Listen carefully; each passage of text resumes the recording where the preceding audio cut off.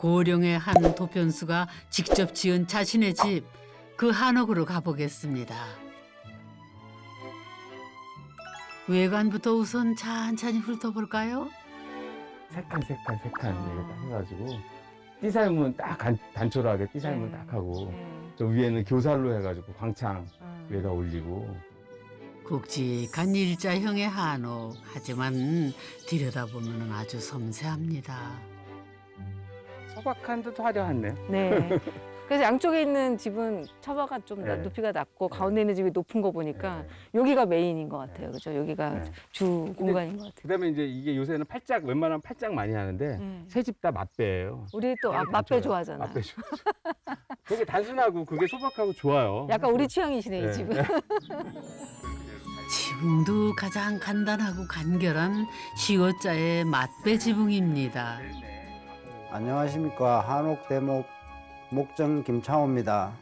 한옥일은 27살 때부터 지금까지 한 30년 세월을 한옥에 몸담고 있습니다. 남편을 잘 만나서 한옥 생활을 하고 전원 생활을 하면서 즐겁고 신나게 살고 있습니다. 두 분 혹시 나이 차이가 어느 정도 돼요? 52, 56이니까 4살 차이 납니다. 아내분 참 동안이시네요. 주변에서 뭐라고 하세요? 동안 아내분이시잖아요. 감사합니다. 지금은 제가 아내 김혜정 씨는 민화를 그리는 화가랍니다. 게다가 도시에서 나고 자란 도시 사람이라는데 두 분이 어떻게 만나서 부부가 된 걸까요?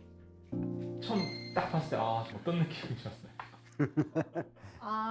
정말 특이하네. 왜 사람이 좀 새로운 거를 보게 되면은 호기심이 생기잖아요. 그래서 참 궁금한 게 많더라고요. 근데 외모나 이런 거는 제 스타일은 전혀 아닙니다. 전혀 아닌데 생각만 제가 원하는 사람이더라고요. 얼굴을 봐서 데이트를 했으면 아마 안 만났을 수도 있을 것 같아요. 근데 전화 통화를 이렇게 하고 많은 이야기를 하고 하다 보니까 같이 통하는 부분이 많더라고요. 살고자 하는 방향이 같더라고요.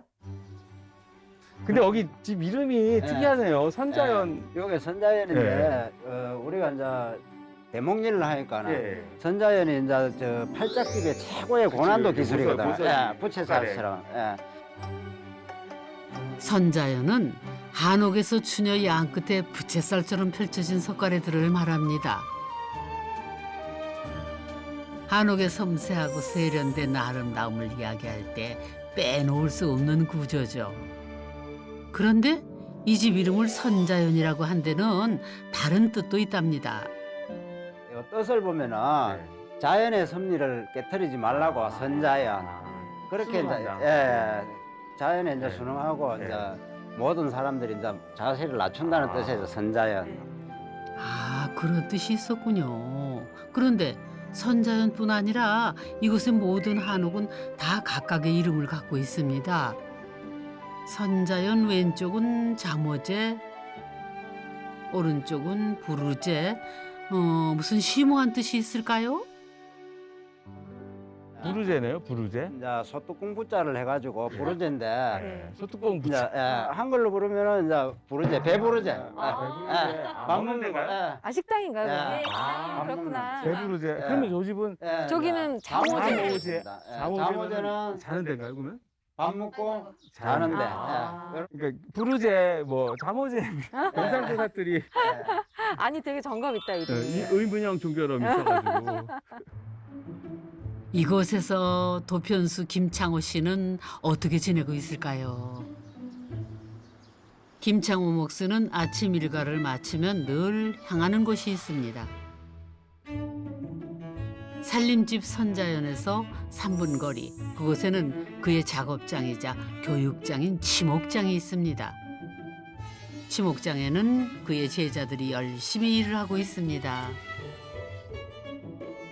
치목장은 한옥을 만드는 데 필요한 목재를 보관하는 곳이자 한옥의 구조와 용도에 맞게 나무를 깎고 그리고 다듬는 곳입니다. 김창호 목수에게는 현재 5명의 제자들이 있습니다. 너무 쉬게 땡기면 몸살 난다고 온 거가.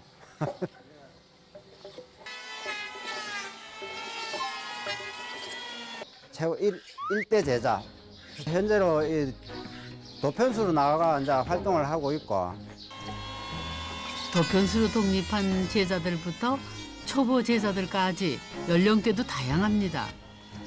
지금도 이제 현재로 나와가지고 도목수 생활을 하고 세 번째 제자, 두 번째 제자는 이제 제주도에 가가 있어요. 30대 젊은 제자들도 있습니다. 이들은 올해로 5년차 몫을합니다. 내일은 요 제자는 설계를 도맡고 있는 친구예요. 문화재 보수 기술자 자격증에 도전을 하고 있고 이 친구하고 한옥학교 동기인가? 네. 맞지? 조각이라든지 뭐 이런 분야에서 아주 뭐 달인입니다. 태우고는 요래도 아주 뭐 손재주가 좋아요. 그리고 이분이 막내라네요. 나이로 따지면 마탱이라.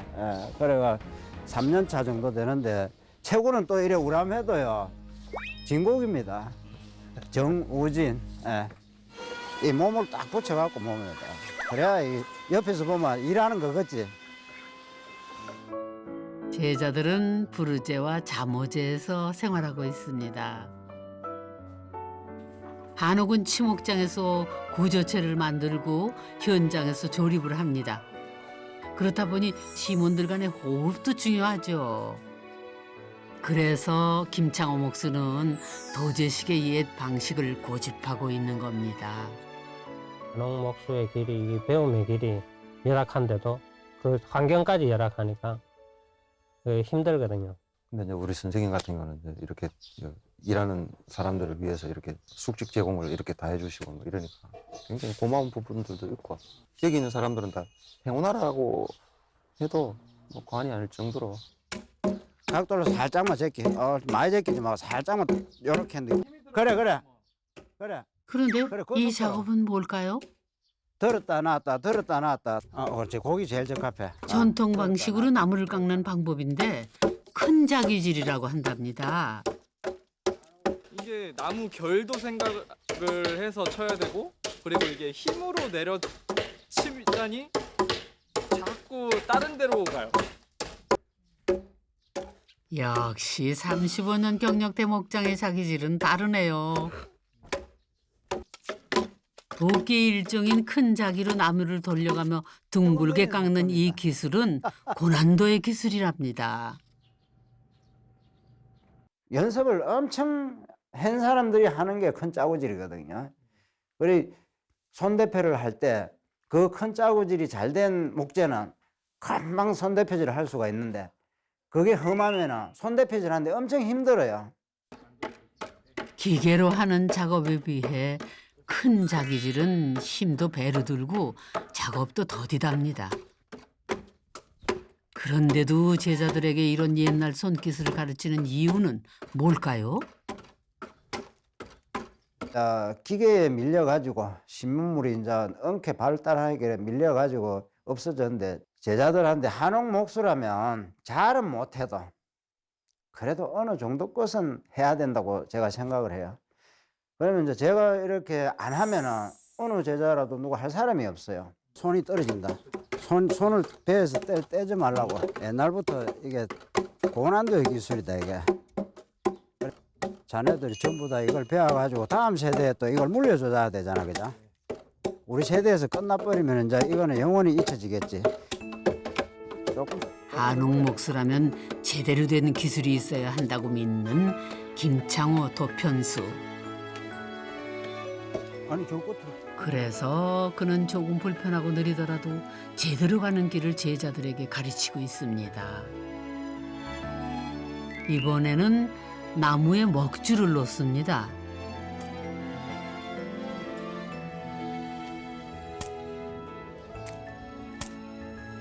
그대로 잡고 있어 그래. 치목을 하려고 하면 먹을 기준으로 해서 치목을 하기 때문에 자로 이래 그리기에는 힘들잖아요. 그래서 긴 실을 뽑아서 치목할 수 있는 먹을 이렇게 손으로 놓는 거예요. 먹줄이란 나무에 그리는 일종의 설계도인 셈입니다.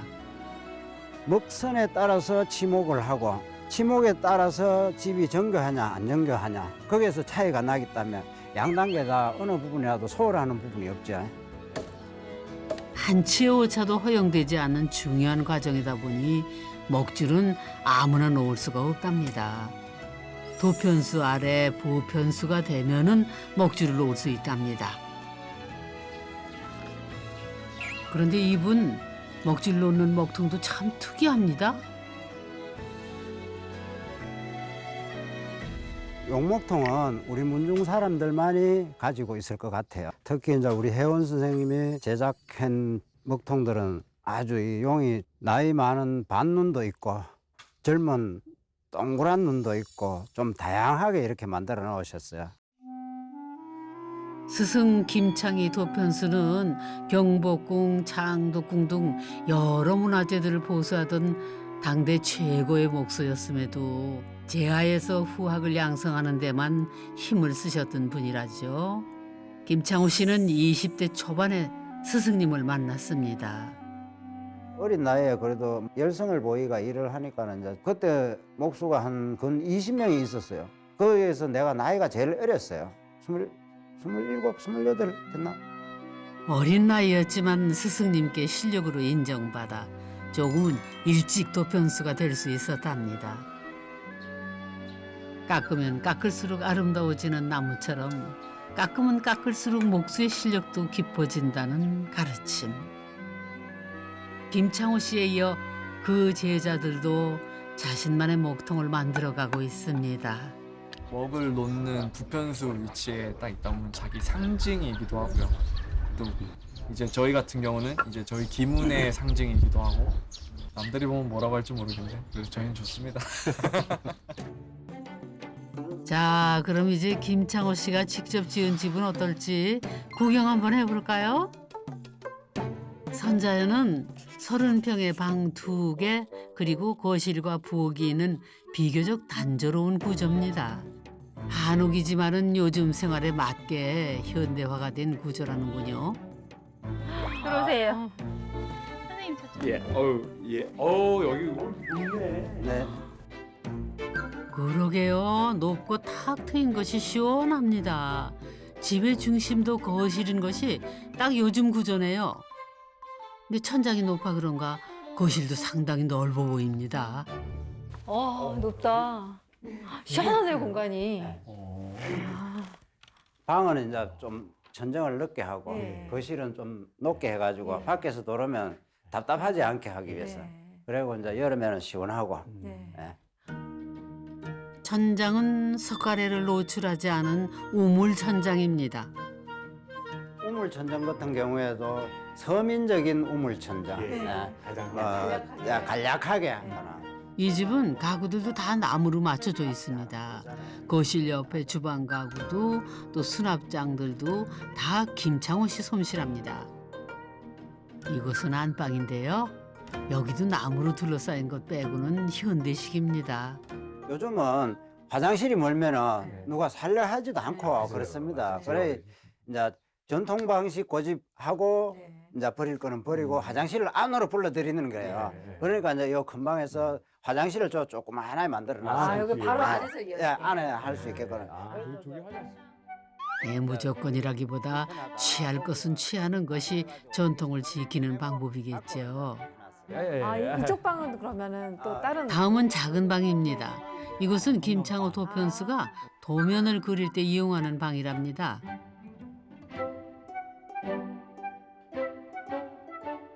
그리고 이 집의 숨은 공간 바로 2층 다락방입니다. 외부의 계단을 따라 올라가는 구조도 참 재미있고 신기하죠? 조금은 생소하지만 역사적으로 보면은 의외로 전통 2층 한옥에 대한 기록도 많다고 합니다. 어이구. 다락방은 석가래부터 지붕 바로 아래의 집 구조가 그대로 다 보입니다.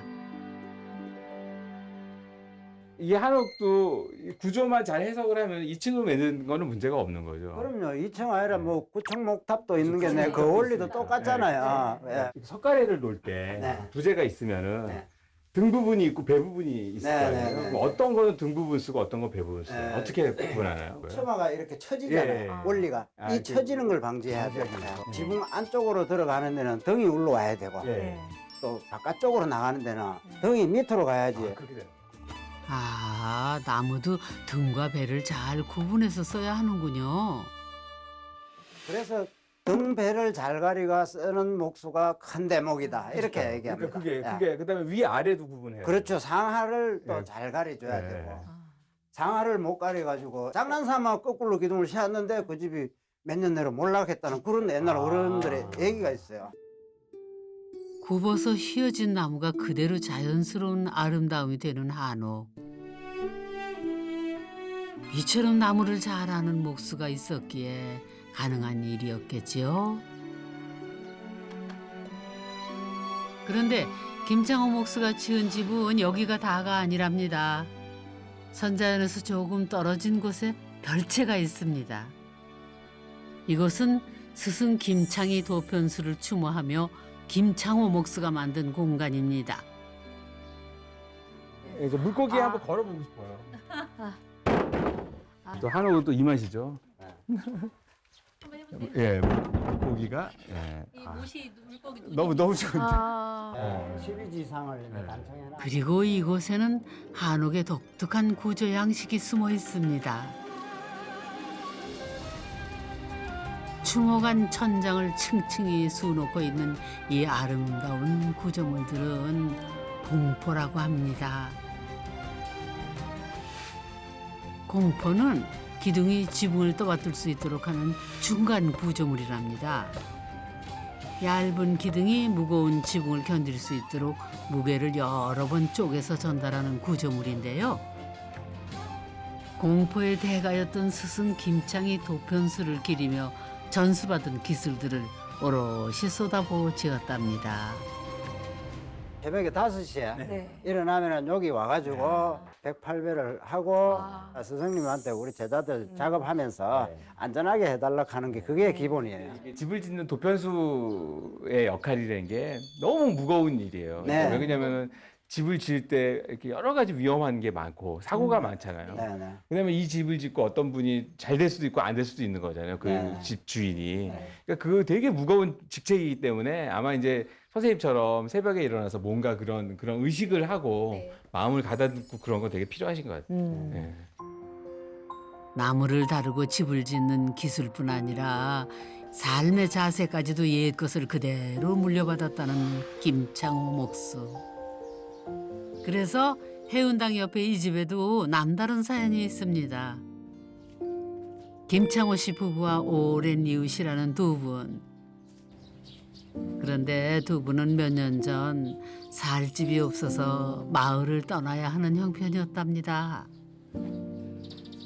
한 10년 더 살았었어. 그래서 한 10년 넘게 살다가 집 임자가 들어온다고 빗기러 가니까 갑자기 두 분이 그래 지가 좀 이사를 하라고 해가지고 그래가 일로 오기가 됐어. 참 너무 감사하지 뭐. 갈 곳 없는 오랜 이웃을 위해 선뜻 집을 지은 김창호 목수. 오래 갈고 닦은 집 짓는 솜씨를 이웃들과도 함께 나누고 있습니다. 늘 뭐 또 엄마 아버지처럼 네. 뭐 집안일도 매 돌봐주지 안 한다 하시지만도 여기 마당에 풀 한 폭이 없는 거 한번 보세요. 그러네요. 다 하시고 음. 그럼에도 감사하잖아요. 음. 살아줘서 너무 감사하죠 여기서. 네. 예. 그래서 되게 의미가 있는 게 여기가 그냥 단순한 뭐 몇 채의 집이 아니고 그냥 어르신도 계시고 뭐 후손들이 살고 이어가는 그런 것처럼 네. 이어짐이 있는 그런 마을 하나의 마을이 된 것 같아가지고. 그러니까 여기는 전부 네. 다 아름다운 사람들만 사는 곳이잖아요. 35년 한옥 목수로 살면서 그간 참 많은 집을 지었습니다. 그 중에서도 지금 그가 사는 이 집이 가장 큰 꿈이었답니다. 꿈이 치목장을 가지고 제자들이 비 오는 걸 신경 안 써도 되는 부분 한옥을 몸소 겪어보라고 자기들이 살 수 있는 숙소를 마련하는 게 제 소망이었어요. 20대 때 꿈을 꿨던 게 다 실현이 됐어요. 너무 행복하지 나는요. 집을 제대로 짓고 또 주변 사람들과 나누고 이런 삶의 모습이야말로 한옥 도편수가 잇고 있는 전통이 아닐까요?